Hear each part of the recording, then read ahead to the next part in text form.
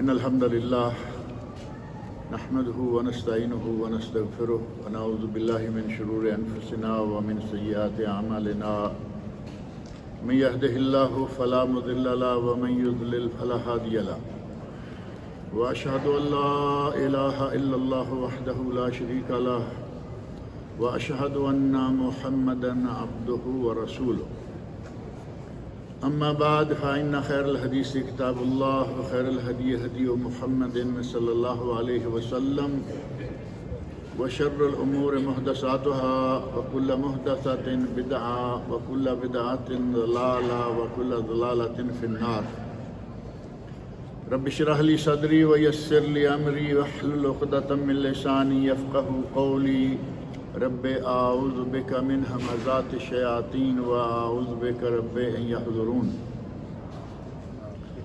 اعوذ باللہ السمیع العلیم من الشیطان الرجیم یا ایہا الذین آمنوا اذا تداینتم بدین الى اجل مسمی فاکتبوه ولیکتب بینکم کاتب بالعدل۔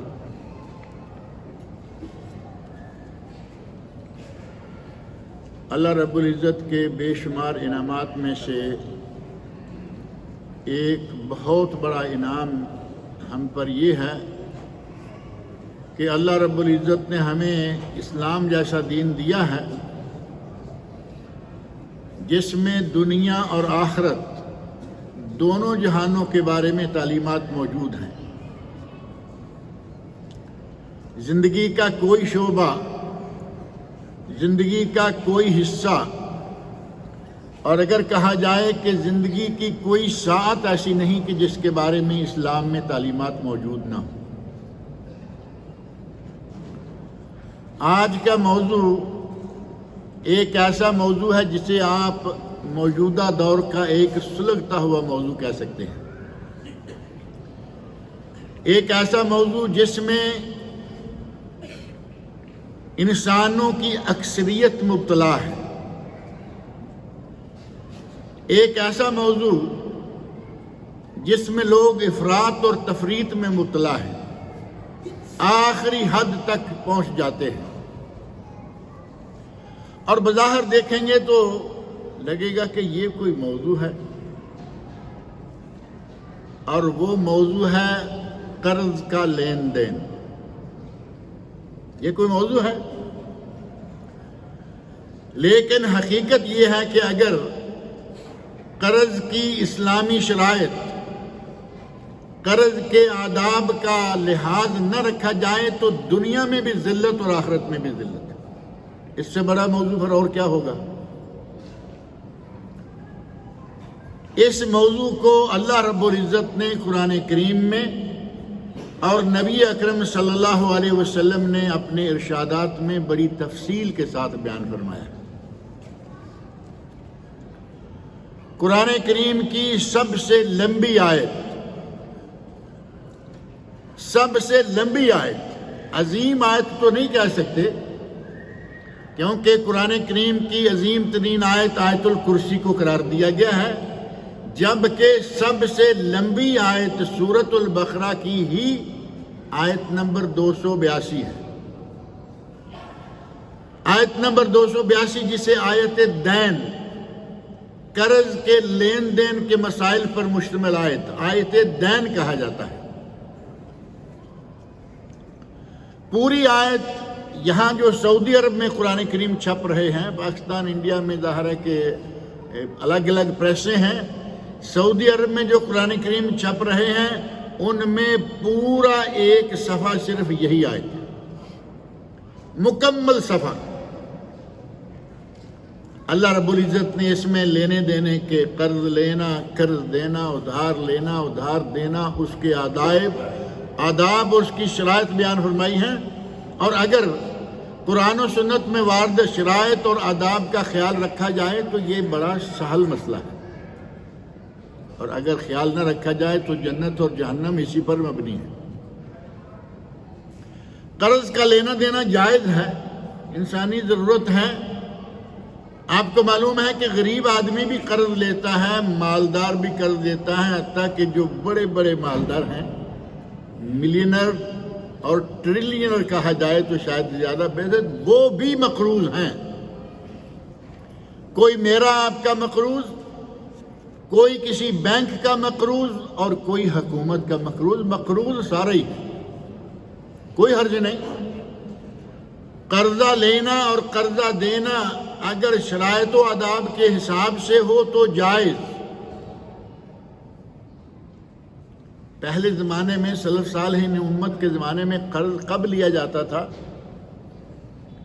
گھر میں کھانے کے لیے دانے نہیں، قرض لیا، یا کوئی چیز گروی رکھی، رہن.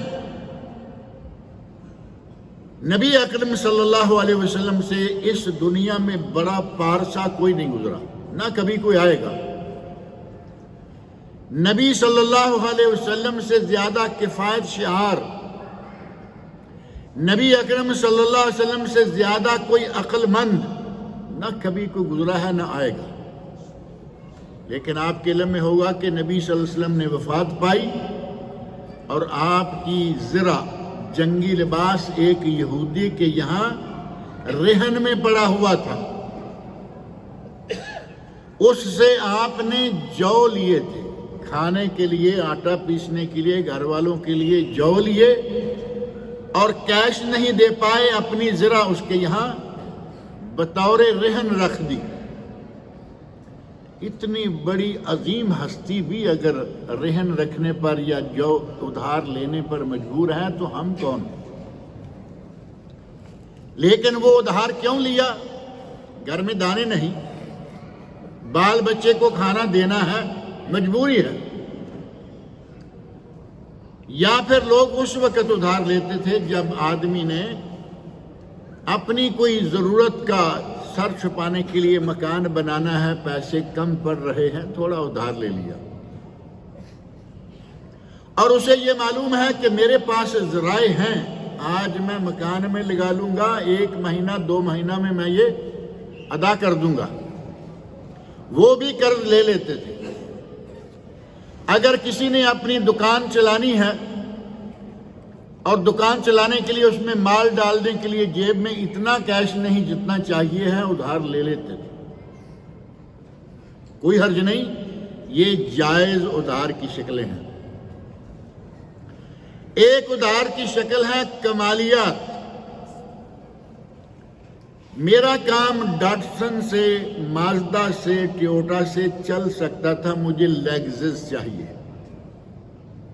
یہ ہے کمالیات. چھوٹی گاڑی میں میرا کام چلتا تھا. ہاں آج کل تو ہماری فیملیاں بھی چھوٹی چھوٹی ہوتی جا رہی ہیں نا. فیملی وین کی ہمیں ضرورت نہیں رہی، ہم دو، ہمارے دو، کتنی بڑی گاڑی چاہیے؟ کوئی مجبوری نہیں. لیکن چونکہ ان کی گاڑی بڑی ہے اور میری چھوٹی، یہ نہیں ہوگا.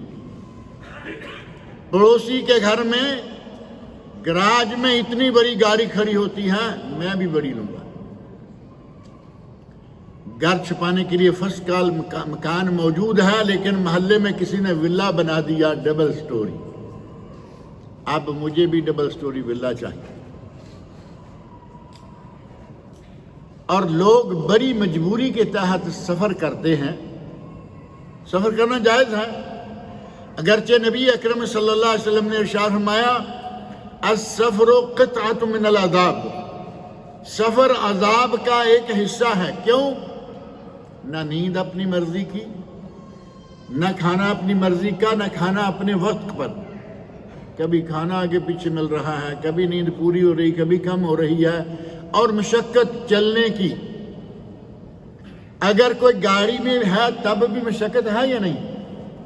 بلکہ اگر کوئی جہاز میں بیٹھا ہوا ہے، پلین میں ہے، تو بھی مشقت ہے. 4-6 گھنٹے کا سفر ہو، اترتے ہی پہلے جا کے تلاش کرتے ہیں کہ بستر کہاں ہے، میں ذرا آرام کر لوں. کیوں بھائی؟ تم پیدل چل کے آ رہے ہو؟ نہیں، جہاز میں ہے، لیکن وہاں کرسی میں ٹائٹ 4-6 گھنٹے نکالے، پتہ چل گیا. ضرورت کے تحت سفر کریں، ورنہ بلا ضرورت سفر نہ کریں، کیونکہ نبی صلی اللہ علیہ وسلم نے اسے قطع من العذاب قرار دیا کہ یہ عذاب کا ایک حصہ ہے، عذاب کا ایک ٹکڑا ہے. اور ہمارے یہاں عذاب جان بوجھ کر مول لیتے ہیں۔ سمر ویکیشن آنے والی ہے، ابھی سمر ویکیشن دور ہے، ابھی 4-6 مہینے چھٹیوں میں باقی ہیں، پچھلی چھٹیاں بھی ختم نہیں ہوئی، نئی چھٹیوں کے لیے پلاننگ شروع ہے کہ اب ہم کس ملک میں جائیں گے۔ کیا چھٹیاں اپنے ملک میں گزرتی ہیں یا نہیں؟ گزر سکتی ہیں یا نہیں؟ اپنے ملک کے اندر اگر بہترین جگہیں موجود ہیں، یہاں طائف ہے، ابہا ہے، باہا ہے، پاکستان میں کشمیر ہے، وادی سوات ہے، بڑے خوبصورت علاقے ہیں، انڈیا میں شملہ ہے اور کیا کیا جگہ ہیں، کشمیر ہے، کشمیر تو آدھا آدھا ہے نا، کچھ ادھر ہے کچھ ادھر ہے۔ اگر اپنے ملکوں میں بہترین سیرگاہیں موجود ہیں، ان کو چھوڑ کر اس ننگے ملک میں جانا جہاں نہ حیا، نہ غیرت، نہ شرم، نہ دین، کوئی چیز نہیں، بچوں کو اٹھایا اور وہاں لے کے چل دی، کیا اس سفر کو آپ جائز سمجھیں گے؟ یہ بھی کمالیات میں سفر آتا ہے، جیسے بڑی گاڑی کمالیات، بڑا گھر کمالیات، بلا وجہ کا سفر کمالیات۔ اگر اس قسم کے معاملات میں قرض لیتا ہے، اسلام اجازت نہیں دیتا۔ ہاں، گھر میں کھانا چاہیے، اناج چاہیے، ضرورت ہے، چھت گر رہی ہے، چھت ڈالنی ہے، چھوٹا موٹا جائز صحیح جو عام لوگوں کے یہاں مکانات ہیں، ایسا کوئی مکان بنانا ہے، گاڑی لینی ہے، کوئی حرج نہیں۔ لیکن آدمی اپنے کپڑوں سے ہی باہر ہو جائے، چادر دیکھ کر پاؤں بچھانا چاہیے یا نہیں؟ یہ دنیا داری اصول ہے، لیکن یہ اسلامی اصول بھی ہے کہ پاؤں اتنے پھیلاؤ جتنی چادر ہے، کہیں ایسا نہ ہو کہ پھٹ جاؤ۔ اسلام نے قرض لینے کی بھی اور قرض دینے کی بھی اجازت دی، اور اس کے بہت سارے آداب ہیں، ان آداب کا خیال رکھا جائے تو کوئی بات نہیں۔ ان آداب میں سے پہلا ادب جو قرآن کریم نے بیان کیا اسی آیت دین میں، آیت نمبر 282، جہاں سورۃ البقرہ ختم ہونے لگتی ہے، اس سے تھوڑا پہلے للہ ما فی السماوات، آخری رکوع، آمن الرسول بما انزل الیہ، آخری 2 آیتیں جو آپ لوگ پڑھتے رہتے ہیں، سوتے وقت پڑھتے ہیں، دم کریں رقیہ شریعہ اس میں پڑھتے ہیں، ان سے پہلے ہے آیت نمبر 282۔ اللہ رب العزت نے ارشاد فرمایا، یا ایھا الذین آمنوا، اے ایمان والو، اذا تداینتم بدین الی اجل مسمی فاکتبوہ، اگر تمہیں مقررہ وقت تک کے لیے کوئی لین دین کرنا ہے، ادھار لینا ہے، ادھار دینا ہے، کوئی چیز مستعار لینی ہے، مستعار دینی ہے، فاکتبوہ، اسے لکھ لو۔ یہ شرط ہے، اسلام نے شرط لگائی، اور اسی آیت میں آگے اللہ رب العزت نے ارشاد فرمایا، وَاسْتَشْهِدُوا شَهِيدَيْنِ مِن رِجَالِكُمْ، اپنے لوگوں میں سے 2 گواہ بنا لو، صرف لکھ نہ لو بلکہ 2 گواہ بھی بنا لو، اور اگر 2 آدمی نہ ہوں، فَإِن لَّمْ يَكُونَا رَجُلَيْنِ فَرَجُلٌ وَامْرَأَتَانِ مِمَّن تَرْضَوْنَ مِنَ الشُّهَدَاءِ، جن لوگوں کی شہادت کو تم پسند کرتے ہو، وہ ایسے 2، 1 مرد اور 2 عورتیں لے لو، أَن تَضِلَّ إِحْدَاهُمَا فَتُذَكِّرَ إِحْدَاهُمَا الْأُخْرَىٰ، ایک بھول جائے تو دوسری اس کو یاد دلا دے۔ مرد کی گواہی سے عورت کی گواہی آدھی، مرد کی دیت سے عورت کی دیت آدھی۔ اور اس مسئلے کو لے کر ایک مرتبہ بہت بڑا طوفان اٹھایا ہمارے اسلامی ملک نے۔ میں بات کہوں گا تو آپ کو اسلامی ملک کا نام یاد آ جائے گا۔ خواتین بازار میں نکل آئیں، جب پتہ چلا کہ ہماری گواہی آدھی، ہماری دیت آدھی، بازار میں نکل آئیں کہ یہ کیا بات ہوئی، تم مرو تو 3 لاکھ اور ہم مریں تو آدھا دیت، کوئی مر جائے تو تمہیں اگر 100 ملے تو ہمیں 50، یہ کیوں؟ تم 2 آدمی ہو یا 1 آدمی اور 2 عورتیں کیوں؟ کہا پھر ہماری نمازیں بھی آدھی ہونی چاہیے، تم 4 پڑھو ہم 2 پڑھیں گے۔ اب پتہ نہیں 3 کے بارے میں کیا سوچا ہوگا انہوں نے، مغرب کی تو 3 ہے نا۔ بعض دفعہ انسان شیطان کے ہاتھ میں کھیلنے لگتا ہے۔ اللہ رب العزت نے ایک قاعدہ مقرر کیا، نصاب شہادت یہاں موجود ہے، اس نصاب کے مطابق فرمایا کہ 2 گواہ لے لو۔ ہمارے یہاں قرضے کا لینا دینا ہوتا ہے، اگر کہیں لکھے سامنے والے کے آنکھیں ماتھے پہ آ جاتی، مجھے دیتے ہوئے لکھو گے؟ تم کون ہو؟ قرآن کریم سے بالا ہو، نبی اکرم صلی اللہ علیہ وسلم کے ارشادات سے بالا ہو، کیا ہو تم؟ اور ہماری حالت یہ ہے کہ ہم واقعی اس کی آنکھیں تو باہر میں نکلیں گی، پہلے سے گھبرا رہے ہیں، رشتہ دار ہے، قرابت داری ہے، دوستی ہے، مروت کا تقاضا ہے کہ ہم کچھ نہ لکھیں۔ اور میں نے تقریباً 40 سال کے دوران یہ دوستیاں اس طرح دیکھی کہ آخر میں جوتوں میں دال بٹ رہی، کہتے ہیں نا جوتوں میں دال بٹ رہی ہے۔ آج دوستی کے نام پر لکھا نہیں، دوستی کے نام پر کوئی 2 گواہ نہیں بنائے، اور کل محکمہ میں کورٹ کچہری میں دھکے کھاتے پھر رہے ہیں، اور ایک دوسرے کے بارے میں کھلا اعلان ہے، جاؤ لے سکتے ہو تو لے کے دکھاؤ۔ کل تک جو آپ کا دوست تھا اب وہ دشمن ہے، اور کھل کھلا کے اعلان کر رہا ہے کہ جاؤ کورٹ کچہری جاؤ، شرطہ پولیس جاؤ، جہاں جانا ہے جاؤ، نہیں دیتا۔ اور بہت سارے لوگ ایسے ہیں کھا جاتے ہیں، سامنے والا بیچارہ مسکین ہے، وہ کئی مصلحتیں سوچتا ہے، میں کورٹ گیا، میں پولیس گیا، میں فلاں گیا، پتہ نہیں میرے فلاں فلاں کیا ہوگا، بیچارہ خاموش ہو، یہ پیسے کھا لے۔ یہ مروت نہیں، یہ مداہنت ہے۔ اسلامی معاملات میں نرمی، اللہ رب العزت نے فرمایا فَاكْتُبُوهُ،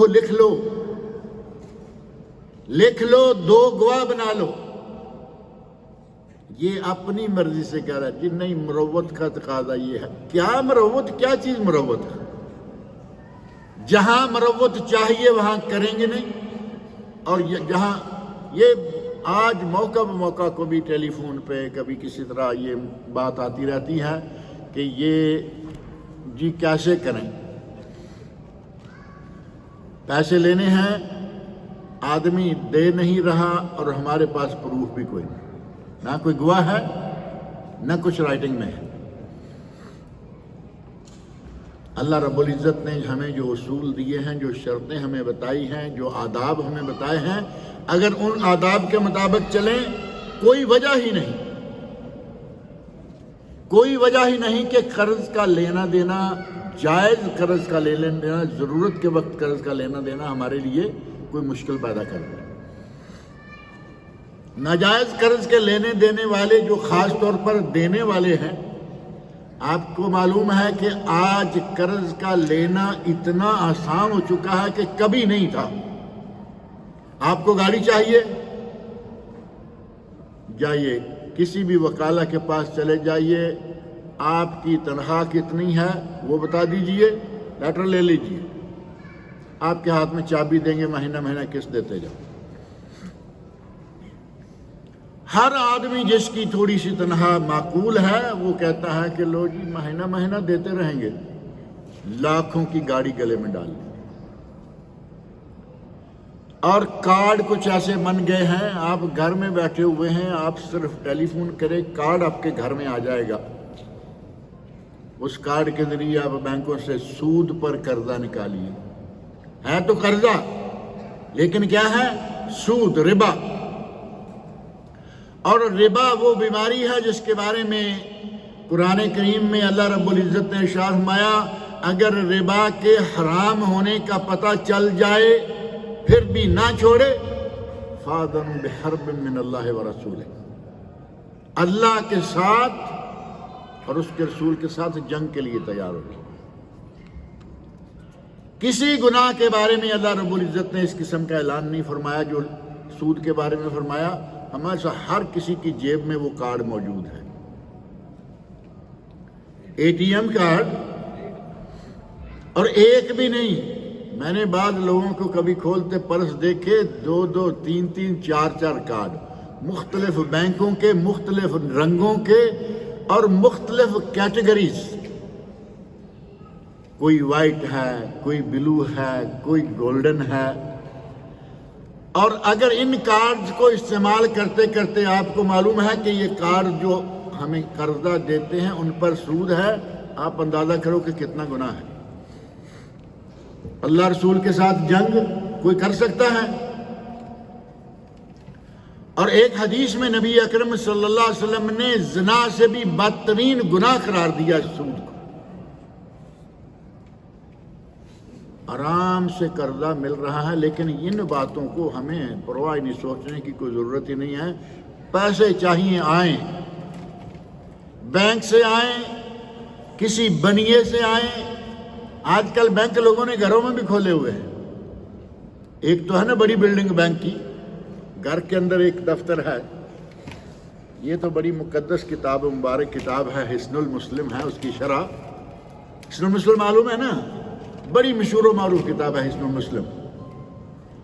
یہ تقریباً 20-22 زبانوں میں مل رہی ہے، اور یہ اس کی شرح ہے۔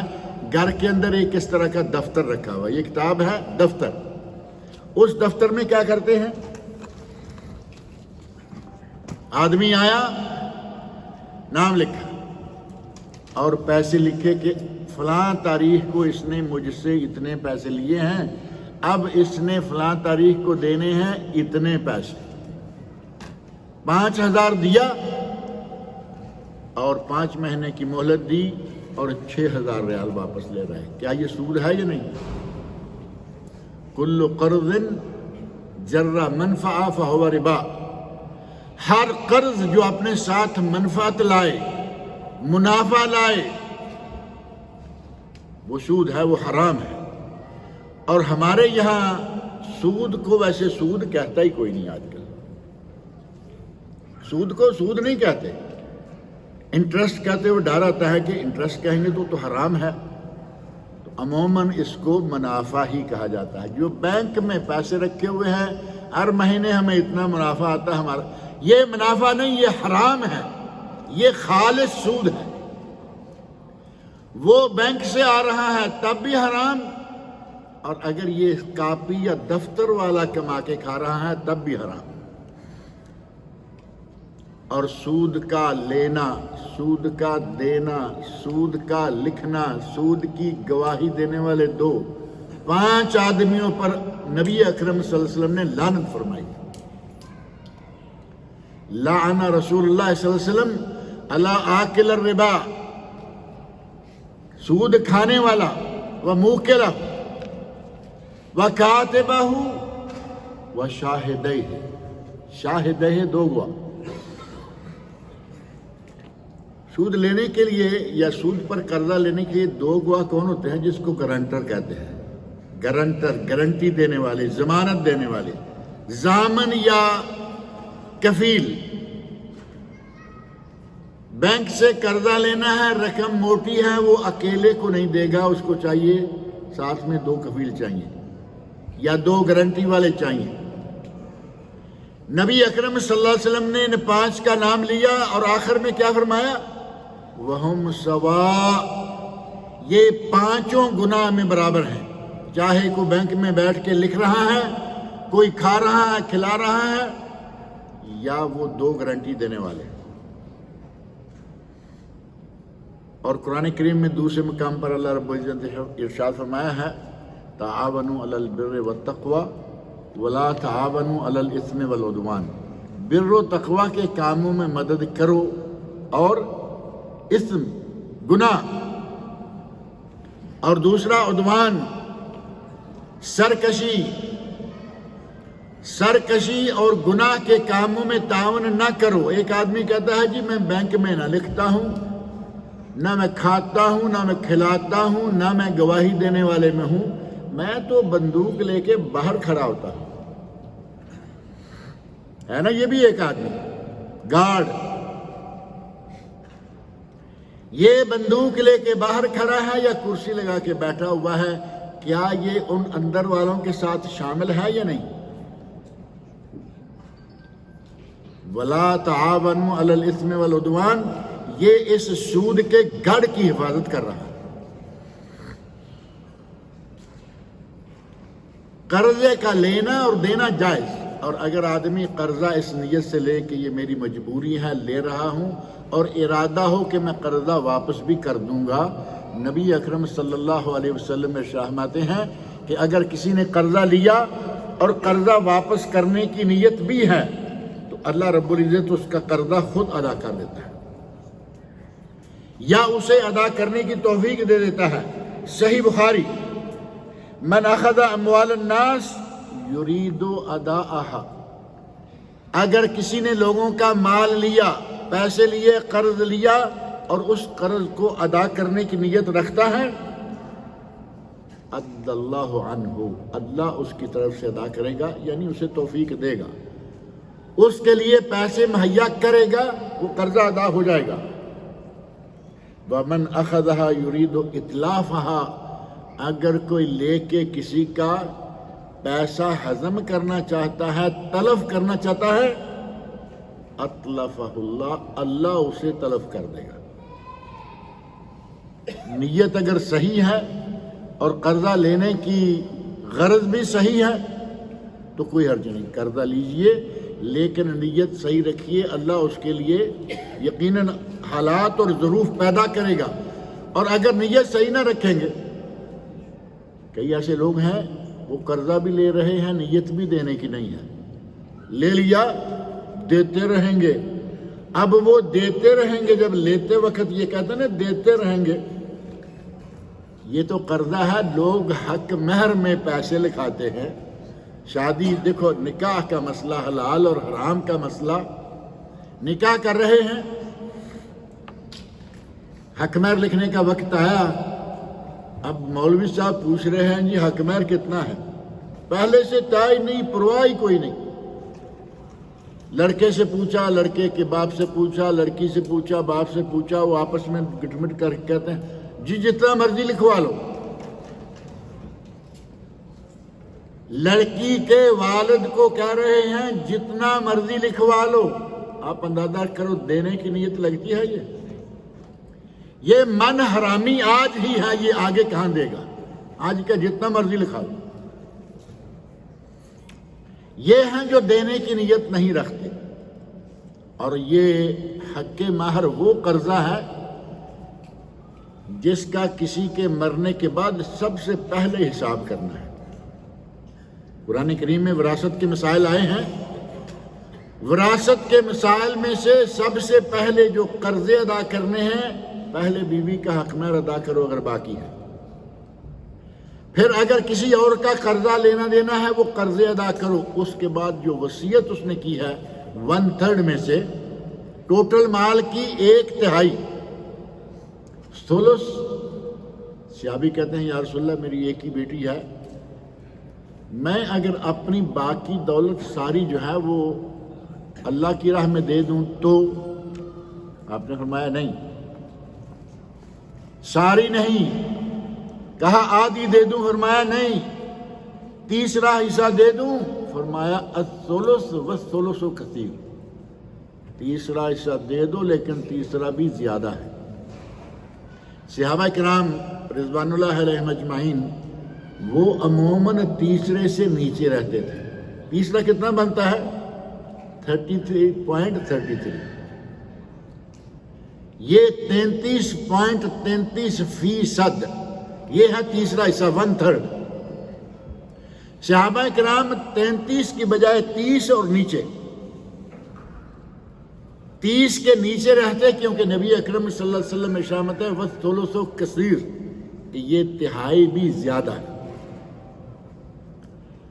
وصیت اگر کسی نے اتنی کر رکھی ہے تو اس کے ٹوٹل مال میں سے وصیت، پہلے نمبر پر قرض، اس کے بعد وصیت۔ اگر ضرورت ہو جنازے کے لیے کفن دفن کا انتظام کرنا ہے، بعض جگہوں پہ اس کی ضرورت پڑتی ہے نا، بہت پڑتی ہے، ہمارے ملکوں میں تو بہت پڑتی ہے، یہاں سعودی عرب میں اللہ رب العزت کا بڑا احسان ہے، آپ کو معلوم ہے، یہ آپ کے سامنے ہے اکرام الموتیٰ، فری میں لائیں گے، فری میں نہلائیں گے، فری میں کفن دیں گے، فری میں بہترین خوشبوئیں لگائیں گے میت کو۔ ہمارے یہاں مشک پور، مشک کافور جس کو کہتے ہیں، مشک کافور اور یہ وہ لگاتے ہیں، یہاں نہلانے کا بہترین انتظام ہے، کفن دفن کا بہترین انتظام ہے، کسی خرچے کی ضرورت نہیں ہے، نہ اس کے ترکہ میں سے کچھ نکالنے کی حاجت۔ اگر حاجت ہے تو پہلا کام یہ کفن دفن کا انتظام، دوسرا قرضے کی ادائیگی جس میں حق مہر سب سے پہلے، اور تیسرا وصیت کا انفاذ، وصیت کو نافذ کرنا 1/3 کی، اور اس کے بعد باری آئے گی گھر والوں کی۔ اور موٹے موٹے حصے تو آپ کو یاد ہوں گے نا، اگر کسی کے ماں باپ زندہ ہیں 1/6 ماں کا، 1/6 باپ کا، اگر بچوں والا مرا ہے تو اس کی بیوی کو 1/8، 8واں حصہ بچے نہیں ہیں تو بیوی کو 1/4، 25%۔ بیوی مر جائے تو اسی طرح سارا، لیکن اگر بیوی بال بچے والی ہے تو شوہر کو کتنا آئے گا؟ 1/4 حصہ، اور اگر بال بچہ نہیں ہے تو شوہر کو آئے گا آدھا۔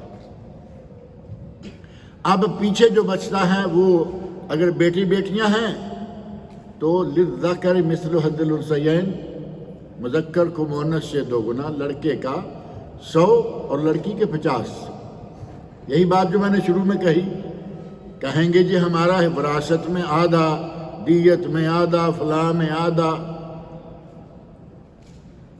اور اگر صرف لڑکیاں ہی ہیں، لڑکا ہے ہی کوئی نہیں، اگر بیٹی بیٹے ہیں تو بہن بھائی محروم ہو گئے، بہنوں بھائیوں کو نہیں جائے گا۔ اگر بیٹی بیٹے ہیں للذکر مثل حظ الانثیین، اور اگر صرف ایک بیٹی ہے تو آدھا اب اس کا، اوپر والے کمپلیٹ کر دیے نا، ماں باپ شوہر بیوی مکمل ہو گئے، اب نیچے جو بچ گیا اس میں سے 50% بیٹی لے جائے گی اگر ایک ہے، اور اگر 2 3 4 کچھ زیادہ ہیں تو 66.66، 2/3، 2/3 جو ہے وہ ان لڑکیوں کا، باقی ان کے چچوں اور پھوپھیوں کا۔ اسلام نے بالکل واضح اور صاف، اس میں ظاہر ہے کہ اور بھی تفصیلات ہیں، بہرحال اگر نیت قرضے کو ادا کرنے کی ہے تو اللہ مدد کرتا ہے، وہ قرضہ حق مہر کی شکل میں ہو، وہ قرضہ کسی حاجت کے لیے لیا ہے، ہر حال میں فائدہ۔ اگر مفید قرضہ ہے، یہ جو قرضہ میں نے بتایا کہ ان کاموں پہ لے رہے ہیں کہ ہم اس مرتبہ سمر ویکیشن کہاں یہ مفید ہے؟ یہ تو تباہی ہے، ضائع اور برباد پیسہ جانے والا ہے، اور بچے الگ سے بگڑ جائیں گے، وہاں سے دیکھ کے آئیں گے وہ لوگ کیسے چلتے ہیں، کیسے گلیوں میں کھڑے ہو کے جو چاہتے کر لیتے ہیں۔ اولاد کو بھی خراب کیا، پیسہ بھی برباد کیا، گناہ سر پہ آ گیا، کون سا کارنامہ سر انجام دے رہے ہیں؟ نبی اکرم صلی اللہ علیہ وسلم نے بلا ضرورت قرضہ لینے سے منع فرمایا، ضرورت ہے قرضہ لیجئے، اور قرضہ اگر کوئی لے لیتا ہے اور ادا نہیں کرتا، نبی صلی اللہ علیہ وسلم نے اس کا جنازہ پڑھنے سے انکار کر دیا۔ آپ اندازہ کریں کہ قرضہ لینا کتنا ایک اہم مسئلہ ہے۔ قرضہ سر پر ہے، آدمی مر گیا، فوت ہو گیا، صحابی رسول ہے، میرے تمہارے جیسا نہیں ہے، صحابی ہے، پوچھا کہ کیا اس پر کوئی قرضہ ہے؟ کہا گیا ہے، فرمایا صلو علی صاحبکم، اپنے ساتھی پر نماز، اس کی جنازہ تم پڑھ لو۔ حضرت ابو قتادہ رضی اللہ عنہ فرماتے ہیں یا رسول اللہ اس کا قرضہ میں دیتا ہوں، میں اپنے ذمہ لیتا ہوں۔ نبی اکرم صلی اللہ علیہ وسلم نے کہا ٹھیک ہے، جنازہ پڑھا دیا۔ اگلے دن پوچھا ابو قتادہ قرضہ دیا نہیں؟ کہا یا رسول اللہ اس کے معاملات میں فوت ہو گیا تھا، رشتہ دار آ گئے، مصروف ہو گیا ہوں، نہیں دیا۔ اگلے دن پوچھا ابو قتادہ قرضہ دیا نہیں؟ کتنا تھا؟ 2 درہم۔ قرضہ صرف 2 درہم تھا، ہمارے تو 2 ملین ہوتے ہیں نا، لاکھوں کے حساب سے قرضہ ہے اور بلا وجہ کا لیا ہوا ہے، مر گئے، اولاد دینے کو تیار نہیں ہے۔ اسلام نے تقسیم کی کہ اپنے بیوی بچے کو دینے سے پہلے قرضہ ادا کرو، یہاں اولاد دینے کو تیار نہیں۔ رواج کے مطابق ایک آدمی والد فوت ہو گیا اور اس پہ قرضہ تھا، قبرستان میں کھڑے ہیں، اور آپ کو بھی معلوم ہوگا بعض لوگ باقاعدہ اعلان کر دیتے ہیں بھائی کسی کا قرضہ ہمارے والد کے ذمے ہے بتا دیں۔ اولاد نیک ہو تو وہ تو ادا کرنے کی نیت سے اعلان کرتی ہے نا۔ آدمی نے اعلان کیا ہاں بھائی اگر کسی کا قرضہ ہے تو آج بتا دو کل نہیں، آج بتا دو کل نہیں۔ اب کل نہیں سن کے لوگوں نے کہا کہ بھائی آج مل رہے ہیں تو ہمیں کل تک ڈالنے کی کیا ضرورت ہے؟ ہاں بھائی میرا ہے، اس نے کہا میرا، کہا یہ ہے قبر والا، سیدھا قبر کی طرف اشارہ کرتا ہے، یہ ہے قبر والا جس نے قرضہ لیا ہے، اس سے لے لو۔ اس قسم کی نالائق اور ناخلف اولاد ہوگی تو وہ تو ایسے کرے گی نا، خود پیسے ہڑپ کر جائیں گے، کوئی قرضہ کوئی ذمہ داری لینے کے لیے تیار نہیں۔ اپنے قرضے ہوش کے ساتھ لو اور ہوش کے ساتھ ادا کرو یا اس کا انتظام کرو۔ مر گئے قرضہ ذمے ہے، نبی صلی اللہ علیہ وسلم نے فرمایا میں جنازہ نہیں پڑھتا۔ ایک دن جنازہ آیا، پوچھا کیا قرضہ ہے؟ کہا نہیں ہے، جنازہ پڑھ دیا۔ دوسرا آیا قرضہ ہے، فرمایا صلو علی صاحبکم، اور صحابی نے اپنے ذمہ قرضہ لے لیا، تب جا کے آپ نے نماز پڑھی۔ شروع اسلام میں یہ کمزوری تھی، بیت المال کمزور تھا، تو یہی ہوا کرتا تھا۔ اور جس وقت بیت المال ذرا جان میں آ گیا تو اس وقت نبی اکرم صلی اللہ علیہ وسلم پوچھا کرتے تھے کہ اس آدمی نے قرضہ دینا تھا؟ ہاں دینا تھا۔ کیا قرضہ اتارنے کے لیے اس کے پاس کچھ ہے؟ بلڈنگ ہے، فیکٹری ہے، یہ ہے وہ ہے؟ جی ہے، آپ نماز پڑھ دیں۔ پھر ایک ایسا وقت آ گیا کہ فتوحات اسلامیہ کے نتیجہ میں کیسر کے، کسرا کے خزانے سارے مدینہ منورہ میں نبی صلی اللہ علیہ وسلم کے قدموں میں ڈھیر ہو گئے، پیسہ بے شمار ہو گیا، بیت المال بھرا ہوا ہے۔ اب آپ پوچھتے ہیں کہ قرضہ ہے؟ کہا جاتا کہ قرضہ ہے۔ نبی اکرم صلی اللہ علیہ وسلم ارشاد فرماتے کہ اس کا قرضہ اگر ہے تو یہ میرے ذمہ ہے، انا اولا بالمؤمنین من انفسہم، میں ان لوگوں کے اپنے آپ سے بھی زیادہ ان سے اولا ہوں۔ اگر قرضہ ہے تو میرے ذمے میں ادا کروں گا، اور اگر یہ کوئی مال چھوڑ کے جا رہا ہے تو یہ اس کے گھر والوں کا، میرا اس میں کوئی تعلق نہیں۔ پیسے آ گئے، دولت آ گئی، بیت المال بھرا ہوا ہے، اب وہ کوئی پریشانی نہیں ہے کہ قرضہ ہے تو ادا کیسے ہوگا۔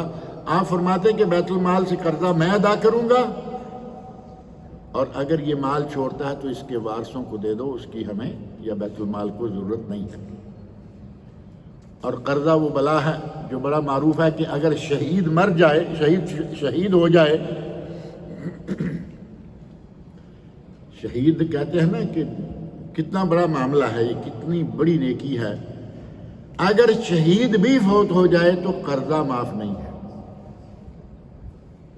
یغفر للشہید کل ذنب، شہید کا ہر گناہ معاف ہو جائے گا الا الدین، سوائے قرض کے۔ صحیح مسلم میں حدیث، امام نووی رحمۃ اللہ علیہ جو صحیح مسلم کے شارح ہیں، وہ لکھتے ہیں کہ شہید کے سارے گناہ معاف ہو گئے جو حقوق اللہ سے تعلق رکھتے تھے، اللہ کے اور شہید کے مابین تھے۔ نمازوں میں کمی ہو گئی ہوگی، زکوٰۃ میں کمی ہو گئی ہوگی، اس قسم کے معاملات میں. لیکن قرضہ چونکہ اللہ کا حق نہیں، قرضہ بندے کا حق ہے، حقوق العباد میں سے ہے. حقوق العباد اللہ معاف نہیں کرے گا چاہے آدمی اللہ کی راہ میں شہید کیوں نہ ہو جائے. اور دیگر علماء کہتے ہیں کہ صرف حقوق العباد میں قرضہ ہی نہیں آتا، کسی کی امانت اس کے پاس تھی، کسی کا کچھ بھی ہے، کسی کو کچھ بھی کیا ہوا ہے، وہ سارے کا سارا قرضہ جو ہے وہ نہیں ہونا چاہیے، ورنہ اللہ رب العزت معاف نہیں کرے گا. اور ہمارے یہاں تو قرضے بھی طرح طرح کے ہیں نا. مال کا قرضہ ہے، مال لیا ہوا ہے. اس کے علاوہ یہ ہے مادی قرضہ. ہمارے یہاں مانوی قرضے بہت ہیں. قیامت کے دن ایک آدمی لایا جائے گا، اس کے پاس پہاڑ جتنی نیکیاں ہوں گی. صحیح حدیث میں یہ بات موجود ہے، پہاڑ جتنی نیکیاں ہیں. اور معاملہ کیا ہے؟ اس آدمی کا مال کھایا ہے، اس آدمی کو گالی دی ہے، اس آدمی کو مارا ہے، اس آدمی کا خون بہایا ہے. اس کی نیکیاں اتنے میں، اس کو گالی کے بدلے میں اتنی نیکیاں، خون بہانے کے بدلے میں اتنی نیکیاں، اور مال کے بدلے میں اتنی نیکیاں. نیکیوں کا وہ پہاڑ ختم ہو جائے گا اور ابھی لینے والے کی لائن باقی ہوگی. اب ان کے گناہ اٹھا اٹھا کے اس پہ ڈالے جائیں گے اور اس کو اٹھا کے جہنم میں ڈال دیا جائے گا. نبی اکرم صلی اللہ علیہ وسلم نے اس بات کو سمجھانے کے لیے بڑا بہترین انداز اختیار فرمایا. پوچھا تدرون من المفلس، جانتے ہو کہ مفلس کون ہوتا ہے؟ صحابہ کرام کہتے ہیں یا رسول اللہ من لا درہم لہ ولا دینار، جس کا درہم دینار کوئی نہیں وہ مفلس ہے. تو آپ نے فرمایا نہیں، مفلس وہ نہیں جس کے پاس درہم و دینار نہیں، مفلس وہ ہے کہ جو قیامت کے دن آئے پہاڑوں جتنی نیکیاں لے کے آئے. قد اکل مال ھذا وسفک دم ھذا وضرب ھذا وشتم ھذا، ساری چیزوں کے نام لیے کہ اس پہ فلاں فلاں فلاں فلاں گناہ ہیں. یہ سارے گناہوں کے بدلے میں نیکیاں گئیں، پھر ان کے گناہ اس پہ سر پہ ڈالے گئے، پھر اس کو جہنم میں پھینک دیا گیا. یہ ہے مفلس. قرضہ لے کے آدمی کھا جائے، ادا کرنے کی نیت نہ ہو، شہید بھی کیوں نہ ہو جائے گا، وہ معاف نہیں ہوگا. اور جو ہمارے مادی قرضوں کے علاوہ یہ قرضے ہیں نا، گالی دینا، کسی پہ ہاتھ چھوڑ دینا، کسی کی غیبت کرنا، کسی پہ بہتان لگانا، مال میں کھرد برد کرنا، مال میں وہ ایک ملاوٹ ہے، اچھی اور دو نمبری چیز ملا کے مکس کر کے اچھی کے ریٹ پہ بیچ دینا، یہ سارے کے سارے قرضے ہیں ہمارے ذمے. لیکن ان کو مانوی قرضہ کہا گیا، ان کا بھی حساب دینا ہوگا. اور اگر آدمی، یہ تو ہوا جو قرضہ لینے والا ہے. اب رہا مسئلہ ایک آدمی وہ بھی ہے جس نے قرضہ لیا اور اس کے پاس پیسہ بھی ہے اور دیتا بھی نہیں اور کھل کے انکار بھی نہیں کر رہا، دیتا بھی نہیں اور یہ بھی نہیں کہتا کہ نہیں دینا. ایسے لوگ ہیں سالوں لٹکائے چلے جاتے. نبی اکرم صلی اللہ علیہ وسلم نے اس آدمی کو فرمایا کہ یہ ظالم ہے. ماتل الغنی ظلم، غنی آدمی کا آج کل کرتے چلے جانا، پیسہ جیب بھری ہوئی ہے، بینک بھرے ہوئے ہیں، یہ ظالم ہے. اور اگر کوئی آدمی مالدار ہے، اسے اللہ نے توفیق دے رکھی ہے اور وہ لوگوں کو معافی تلافی کے ساتھ، قرضہ ایسی بلا ہے کہ جس کے نتیجہ میں آدمی جھوٹ بھی بولتا ہے، وعدہ خلافیاں بھی کرتا ہے. نبی اکرم صلی اللہ علیہ وسلم ہمیشہ یہ دعا مانگا کرتے تھے، اللہم انی اعوذ بک من المأثم والمغرم. معروف دعا ہے نا، اے اللہ میں گناہ سے اور قرضے سے تیری پناہ مانگتا ہوں. ام المومنین عائشہ رضی اللہ عنہ بیان فرماتی ہیں کہا گیا یا رسول اللہ آپ یہ معصم اور وغرم گناہ اور قرض سے اتنی پناہ مانگتے ہیں جتنی کسی دوسرے سے نہیں مانگتے. تو آپ نے فرمایا کہ یہ دونوں کام ایسے ہیں کہ یہ گناہ تو گناہ ہو گیا، اور مغرم قرضہ ایک ایسی بلا ہے کہ قرضہ جس کے سر پہ ہے وہ جھوٹ بولتا ہے، وہ وعدہ خلافیاں کرتا ہے. ایسا ہے یا نہیں؟ آدمی آیا، کہا جی میں کل آتا ہوں. ہمارے یہاں ایک تو کل آتا ہوں، اور اگر حیدرآبادی پرسوں کر لیں تو گیا اگلے سال پہ، اور اس سے بھی اگلے سال. حیدرآبادی پرسوں تو معلوم ہے نا بڑا لمبا ہے. کل پرسوں دینے پہ آ گیا تو یہ سمجھو گیا، اور اگر دینے کا ارادہ رکھ ہی لیتا ہے اول تو ڈھیل دیے چلے جائیں گے، کل کل کل، اور آگے آگے کرتے کرتے اگر نیت ہے تو اللہ ادا کروا دے گا، اور اگر کل والی بات ہے تو پھر یہ آگے کا آگے ہی چلتا جائے گا، نکلتا جائے گا. ہمیں قرضہ کے سلسلہ میں نبی اکرم صلی اللہ علیہ وسلم نے جو ہمیں آداب سکھلائے ہیں ان میں سے ایک ادب یہ ہے کہ اگر کسی کے پاس توفیق ہے کہ وہ کسی کو قرضہ معاف کر سکے تو بہت اچھا ہے. قرضہ معاف کر دے، معاف نہیں کر سکتا تو ڈھیل دے دے. ڈھیل تو دی جا سکتی ہے نا. ایک تو زبردستی ڈھیل لیے جا رہا ہے، کل دیتے ہیں پرسوں آتا ہوں، جی میں آ رہا ہوں، جھوٹ بول رہا ہے یا نہیں؟ وعدہ خلافیاں کر رہا ہے یا نہیں؟ نبی اکرم صلی اللہ علیہ وسلم نے اس حدیث میں یہی فرمایا کہ جب آدمی کے سر پہ قرضہ ہوتا ہے پورا کر نہیں سکتا، وعدے کرتا رہتا ہے، وعدہ خلافیاں کرتا رہتا ہے اور جھوٹ بولتا ہے. کل آتا ہوں نہیں آتا، وعدہ خلافی بھی ہو گئی، ساتھ ہی اس نے جھوٹ بھی بول دی. اور آدمی قرضوں کی وجہ سے اپنے قرابت داروں سے دور ہو جاتا ہے. یہ تو ہمارے سب کی دیکھی والی بات ہے نا. دوست کو قرضہ دیا دشمن ہو گیا، رشتہ دار کو قرضہ دیا دشمن ہو گیا، کیونکہ اب وہ مانگ رہا ہے وہ دیتا نہیں، دشمنی تو ہوگی. اور پھر قرضے کی وجہ سے آدمی بعض ضروری مجلسیں ہیں وہاں نہیں جاتا کہ کہیں فوتگی ہو گئی. اب فوتگی پہ تو سارے جاتے ہیں نا، تعزیت کے لیے گئے 3 دن جو جانا جائز ہے، ثابت ہے. یہ ان مجلسوں میں نہیں جاتا جن مجلسوں میں وہ لوگ موجود ہوں گے. میں گیا تو آمنا سامنا ہوگا، میں کیا کروں گا، کیونکہ اس نے قرضہ دینا ہے اور دے نہیں رہا، مجبوری مان لیتے ہیں، لیکن وہاں نہیں جا رہا. اور سونگتا پھرے گا کہ اس وقت فلاں فلاں تو نہیں ہے تاکہ میں جا کے اپنا فرض بھی پورا کر رہا ہوں. فرض بھی کیا کرنا ہے، بدعت کا ہے، وہاں جا کے کچھ نہ کچھ ارتکاب کر کے آ جائے گا. ہماری تعزیت تو آج کل یہی ہے نا، تعزیت کی مجلسیں بدعات سے بھرپور، خرافات سے بھرپور. لیکن چلیے ایک کام یہ کرایا کہ گھر والوں کی جا کے حاضری لگوا کے آئے. قرض کی وجہ سے عموماً یہ حاضری لگوانا بھی مشکل ہو چکا ہوتا ہے. غرض یہ کہ قرض کی بہت ساری مشکلات ہیں جو اس آدمی پہ بھی آتی ہیں اور کبھی اس کے گھر والوں اور اولاد پہ بھی آتی ہیں. لینے والوں کو ڈھیل دینی چاہیے. ایسا بھی نہیں کہ قرضہ لیٹ ہوا فوراً کورٹ میں کیس کیا اور وہاں سے ڈگری لی اور تنفیذ میں امپلیمنٹ کورٹ میں گیا اور وہ کہتے ہیں جی اس کا سسٹم بلاک کر دو. اچھا بلا آدمی تھا، اب وہ نہ ملک سے باہر جا سکتا ہے نہ اس کا کوئی کام ہو سکتا ہے جو سرکاری اداروں میں ہونے والے ہیں، سب بلاک ہو گئے. اور اگر پھر بھی پیسے نہیں دیتا اور پیسے تھوڑے زیادہ ہیں تو ایک امر حبس قضائی ہوتا ہے، امر حبس قضائی یا تنفیذی، کہ اس کو پکڑ کے بند کر دو، جب تک پیسے نہیں دے گا باہر نہیں نکلے گا.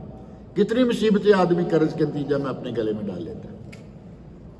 اور یہ قرضے عموماً وہ ہوتے ہیں جو عیاشی کے لیے لیے گئے، ایسے ہی رو رعایت، نمود و نمائش، حاجت کے لیے لیے گئے ہوں، اتنے لیے گئے ہوں گے جتنے اتارنے کی اس میں طاقت بھی ہوگی. یہ نہ ہو کہ وہ دے نہیں سکتا اور آپ مہلت بھی نہیں دینے کو تیار. مہلت دیں، معاف کر دیں تو بالکل ہی زبردست ہو جائے. نبی اکرم صلی اللہ علیہ وسلم ارشاد فرماتے ہیں اگر کوئی آدمی کسی کو معاف کر دیتا ہے، من نفسا، اگر کوئی آدمی قربتاً من قرب الدنیا، اگر کوئی آدمی کسی سے دنیا کی مشکل دور کرتا ہے، نفس اللہ عنہ قرب من قرب یوم القیامہ، قربتاً من قرب یوم القیامہ، اللہ قیامت کے دن اس کی مشکلات کو، ان مشکلات میں سے کچھ مشکلات کو دور کر دے گا۔ اب دنیا کی مشکلات تو کیا ہو سکتی ہیں، قیامت کی مشکلات آپ سمجھ سکتے ہیں۔ اور ساتھ ہی آپ ارشاد فرماتے ہیں اگر کوئی آدمی کسی آدمی سے قرضہ لیے ہوئے ہیں اور وہ اس کو ڈھیل دے دیتا ہے تو یہ صدقہ ہے، صدقہ بھی ہے، ثواب بھی ہے، اجر بھی ہے۔ مالدار ہیں تو وہ ان کاموں سے فائدہ اٹھائے، ثواب کمائے، کسی کو ڈھیل دے دی، کسی کو معاف کر دیا۔ نبی اکرم صلی اللہ علیہ وسلم ارشاد فرماتے ہیں کہ پرانے لوگوں میں سے ایک آدمی تھا، صحیح بخاری اور صحیح مسلم کی حدیث ہے، کان تاجر یداین الناس، لوگوں کے ساتھ اس کا لین دین ادھار پہ چلتا تھا۔ آپ کو معلوم ہے نا کچھ تاجر خاص معروف ہوتے ہیں کہ وہاں سے لین دین ادھار میں ملتا ہے۔ آج کل تو مجبوری ہوگی، دکاندار ادھار دیتے ہیں، نہیں دیں گے تو کسٹمر کوئی نہیں آئے گا، مہینہ جا کے پیمنٹ ہو رہی ہے، لے رہے ہیں، دے رہے ہیں، چل رہا ہے۔ وہ لوگوں کو ادھار دیا کرتا تھا۔ فَإِذَا رَآ مُعْسَرًا قَالَ لِصِبْيَانِهِ تَجَاوَزُوا عَنْهُ، وہ اگر دیکھتا کہ آدمی تنگ دست ہے، قرضہ ادا نہیں کر سکتا، تو اپنے لوگوں کو کہتا کہ مہلت دے دو، ڈیل دے دو، چھوڑ دو، تجاوز عنہ، اس سے تجاوز کر لو، لعل اللہ ان یتجاوز عنا، شاید کہ اللہ ہم سے بھی تجاوز کر دے، ہمیں بھی اللہ ڈیل دے دے۔ فتجاوز اللہ عنہ، فعلاً اللہ رب العزت نے اسے معاف کر دیا۔